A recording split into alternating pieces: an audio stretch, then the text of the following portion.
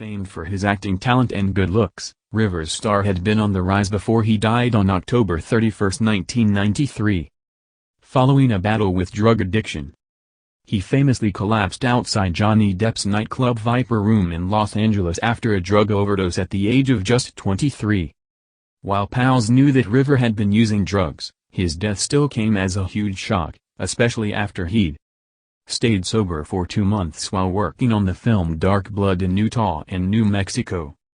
Upon returning to Los Angeles, River returned to using drugs and went on a massive binge of cocaine and heroin, which culminated in his death outside Viper Room. The venue became a hotspot for Hollywood names despite its stingy appearance, with stars able to let their hair down away from prying eyes, but its title was forever tarnished in the wake of Rivers' death. On the night of his death, a bouncer had escorted Phoenix outside the nightclub where he suddenly dropped to the ground. Rivers' girlfriend, the actress Samantha Mathis, and his younger brother, actor Joaquin Phoenix, were among. Mathis previously told The Guardian, "I knew something was wrong the night that River died. Something I didn't understand. I didn't see anyone doing drugs, but he was high in a way that made me feel uncomfortable. I was in way over my head." 45 minutes later, he was dead. The 2018 interview with The Guardian marked the first time that Mathis publicly spoke out about her then-boyfriend's passing. The couple who worked together on the film The Thing Called Love had been together for a year until Rivers' untimely death on Halloween 1993. Prior to his relationship with Mathis, River was previously in a relationship from February 1986 to June 1989 with Emmy-winning actress Martha Plimpton, whom he met in 1985 during production of the 1986 film The Mosquito Coast.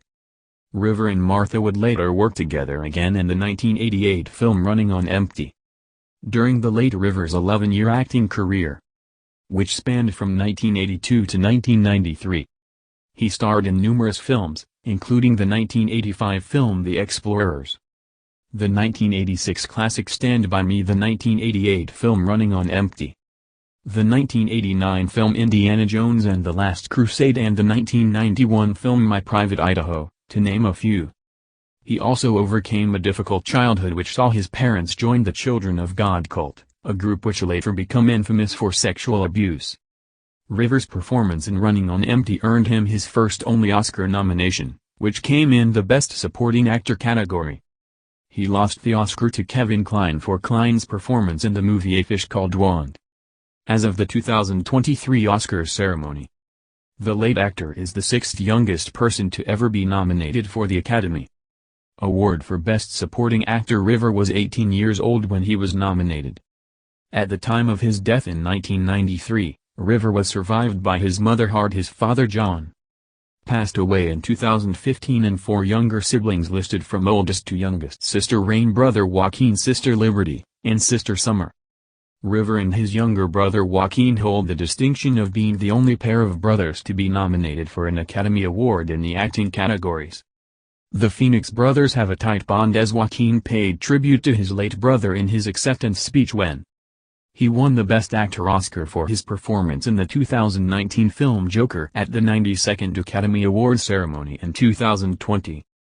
When he was 17, my brother River wrote this lyric. He said, "Run to the rescue with love and peace will follow," Joaquin said while fighting back tears in his acceptance speech.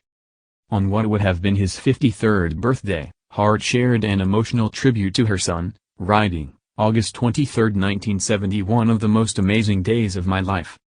Bringing earthbound a living being. Truly a touch of the most sacred." Just as he tried to do with most people, River Jude embraced each of his siblings, who entered through the same portal after him, with his humor, wisdom, authenticity, talent, compassion, vulnerability and undying love. I would say he was and still is our greatest teacher.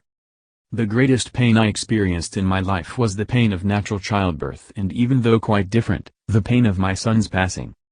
But almost instantaneously on both occasions, the gifts that he brought were imbued in each of us, and so we carry on celebrating his life for those 23 precious years. There are no guarantees in life, and I don't believe any of us were promised that we would not experience tragic moments. I count it one of the greatest blessings by living in the moment and drawing upon inner knowing as a sacred pathway to navigate through life's many challenges. River's life and death taught me that in no uncertain terms. I am in awe of the fact that he is very much alive in me. Thank you for all the precious messages that I have received through these past 30 years.